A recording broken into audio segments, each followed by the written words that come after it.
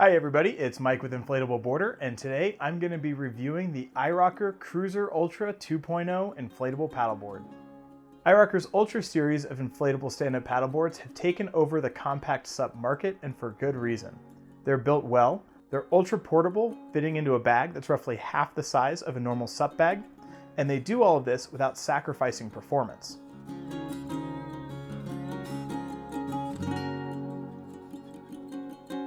The Cruiser Ultra uses iRocker's new Ultra construction, which uses a high-quality woven drop stitch core that reduces weight but keeps the board extremely rigid. It has a dual-layer fusion laminate PVC shell, and the top and bottom of the board are adhered together with an inner rail layer. An outer rail layer is placed around that for additional durability and rigidity. And lastly, there are seam reinforcement strips applied to the top and bottom of the outer rail to protect it even further. The Cruiser Ultra is designed to be lightweight and folded in half for easy storage and travel. It weighs 20 pounds, which is about 5 pounds lighter than the original iRocker Cruiser, and it has a maximum inflation pressure of 16 psi. At its maximum pressure, and with 170 pounds placed in the standing area for our bend test, the Cruiser Ultra bent just 1.25 inches. This is extremely good for such a lightweight board. And when you're on the water, there is essentially no flex while you're standing and paddling normally. While I was sprinting on the board, I could feel a little bit of flex when I was paddling hard. And when I was bouncing on the board, I could generate a moderate amount of flex, and it did have a little bit of a tight rebound, but it was short-lived and overall not uncomfortable.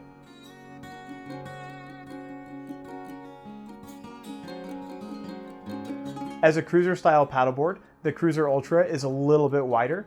At 10.5 feet long, 33 inches wide, and 6 inches thick, it does have quite a bit of volume and a capacity of 300 pounds. It does have a broad nose and tail, which allows it to maintain its width throughout a longer section of the board, and it also gives it a more consistent stability feel as you're moving around. While standing and paddling on the board, I didn't feel any twitching or rocking, and while purposely tilting the board onto its side, I felt that it was very stable to both hold on its edge, and when I was rocking it back and forth, it very smoothly and cleanly submerged and resurfaced without any popping feeling like it was overly buoyant or corky.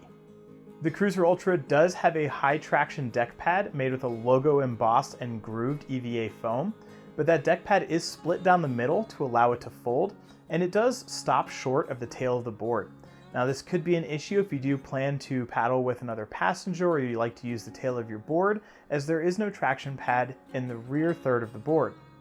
Overall, I found the iRocker Cruiser Ultra to be very stable and beginner friendly, and it's also great for anyone who wants a compact board that's very stable and very easy to use.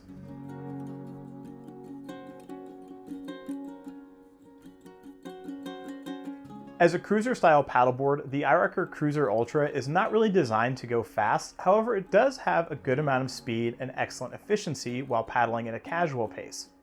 During our speed testing, I was able to maintain a sprinting speed of about 5.1 miles per hour on average, and I did hit a peak speed of 5.6 miles per hour. This is fairly fast for a cruiser-style paddleboard, and I didn't experience any notable flexing or bouncing as I was sprinting. However, I did notice a significant amount of flex in the paddle, and I do believe that does slow the paddleboard down just a little bit. However, this is not a board that's designed to be sprinted, so I don't really find that to be a detraction at all from the Cruiser. And while slowing things down to a more comfortable 25 strokes per minute, the Cruiser does a very good job of paddling about 3.4 miles per hour, and is also extremely easy and efficient to paddle. I found that at this cruising speed, the board would move at about 20 feet per stroke before it began to slow down, giving it a gliding ratio of about 1.9 board lengths per stroke. Now that is something that we would expect to see in more of a touring paddleboard than a cruiser paddleboard, and that does fall in line with iRocker's other Ultra Series boards. They're very rigid and very efficient on the water.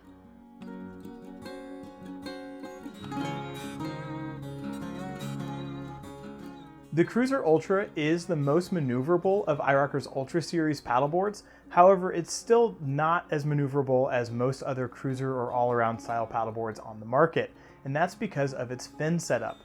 As a compact board that folds in half, it has a twin fin setup as opposed to a single or a 2+1, and it uses two 9-inch fins.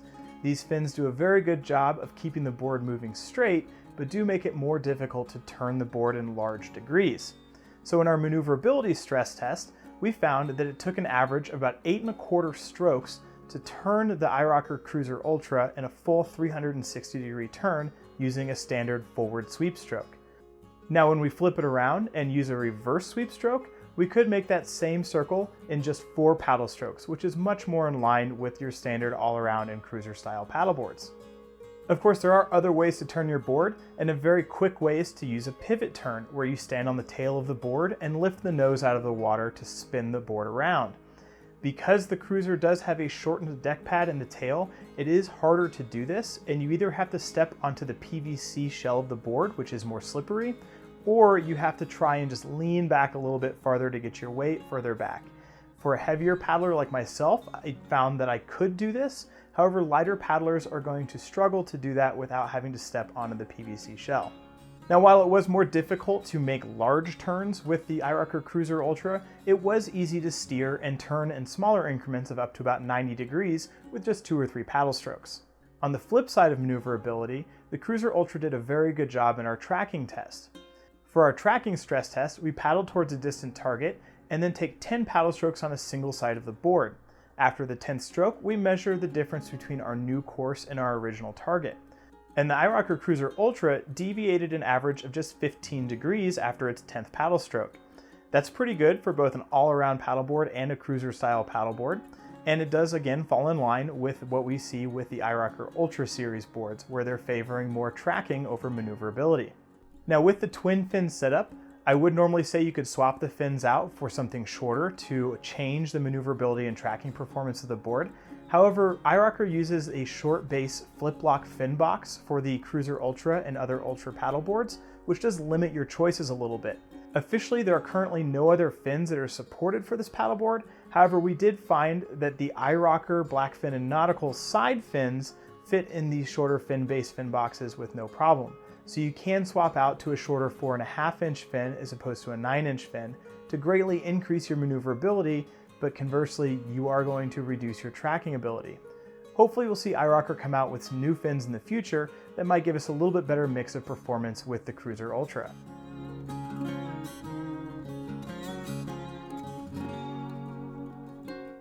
Now while the Cruiser Ultra is a compact SUP, it is still fully featured like any other all-around or cruiser style paddleboard available.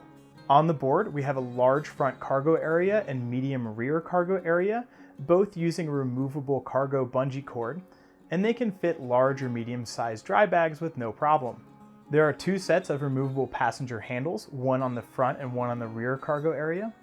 There are 3 threaded accessory mounts that can be used for fishing rod holders, phone or camera holders, or any number of other accessories. There are kayak seat compatible D-rings around the middle of the board, and there are 3 padded carrying handles, one in the nose, one in the tail, and one that's offset on the center of the board to allow it to fold in half. This does mean that it is easier to carry the Cruiser Ultra from one side than it is the other, so if you are having trouble reaching that handle, make sure you're not trying to reach over the long side of the board as opposed to the short side. The Cruiser Ultra comes as a complete paddleboard kit. Along with the board, you do get a paddle, fins, leash, repair kit, and iRocker's electric pump. Now this is a huge upgrade over iRocker's dual chamber hand pump. While both of them work well, the electric pump makes it completely hands-free and allows you to set up for the rest of your day while the board is inflating, rather than getting a workout before you even hit the water. All of those accessories do fit in the Cruiser's compact travel bag. The pump, fins, leash, and repair kit all fit into an accessory bag that comes with it, and the paddle breaks down into 5 pieces to fit into the side of the bag without making it overly tall.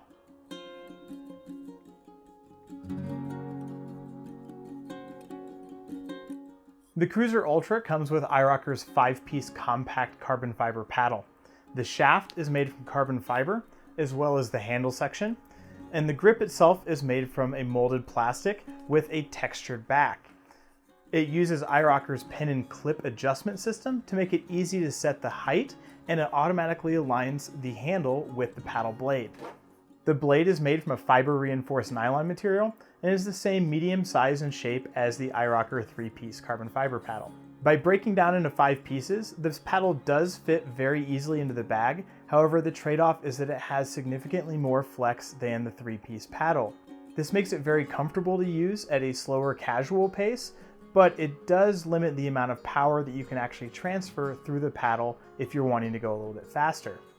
The other thing to note is that because the sections are shorter, the handle does not fully retract, and if you're under 5'4", you might begin to feel that the paddle is actually going to be too big for you because of where it bottoms out for the adjustment.